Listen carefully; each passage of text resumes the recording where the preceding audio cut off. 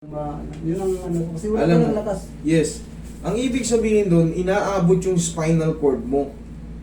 Kaya yung pagpihit mo, kumita, ay! Sakit mo wala. Parang, tapos pero pag nakapahinga, nakasandal ka na, okay na naman, makakatayo ka. Ibig sabihin doon, meron kang bulging disc na posterior bulging disc tatama sa spinal cord mo. Kaya gano'n na lang ang pakiramdam mo. Pero yun naman ay hindi yung sunod-sunod. Kumbaga, kung may timing lang na bigla ka na puwersa. Okay, bulging yan. Wala na. Okay, good.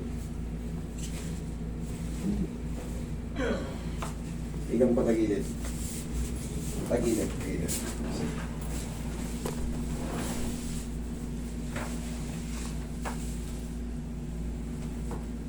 Lagyan mo sa pinto sa likod. Wala na ba sila? Relax lang. Yan, kabilang side.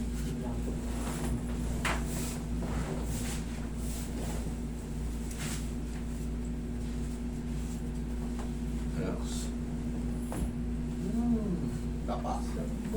Sabog.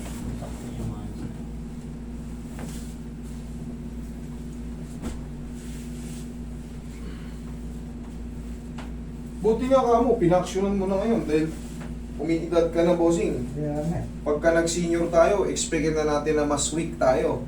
Yung mga joint natin, hindi ka pareho nung bata tayo na kahit tumambling-tumbling tayo, baltog-baltog tayo, okay na. Pero ngayon, pag nag-senior ka na, kunting yuko, yung mabilis na yuko, may sumasakit eh.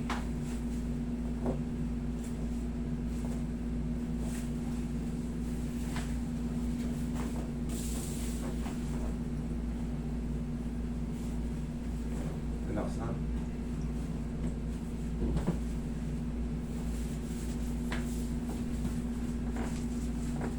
Relax na. Yan, lagyan mo lang. Yan. Yan. O, diyan ka lang muna. Yung mga tumutunog-tunog dyan, may purpose yan. Yung mga malalakas na tumutunog sa likod, may purpose yan.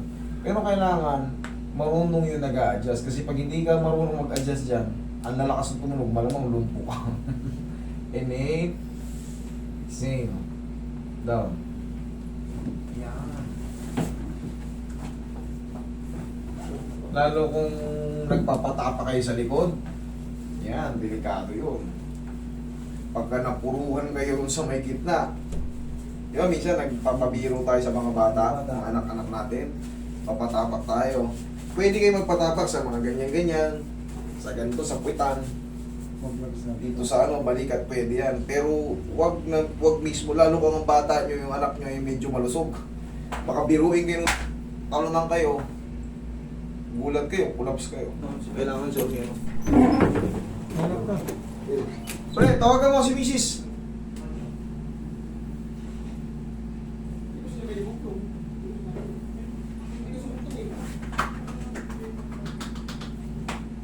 Kahit ngayon, makipagbaldugan mo ngayon. Check mo. Sin. Yung sinasabi mong kumikidlat-kidlat dyan. Wala na. Thank you. Sige. Sir, salamat. Salamat po.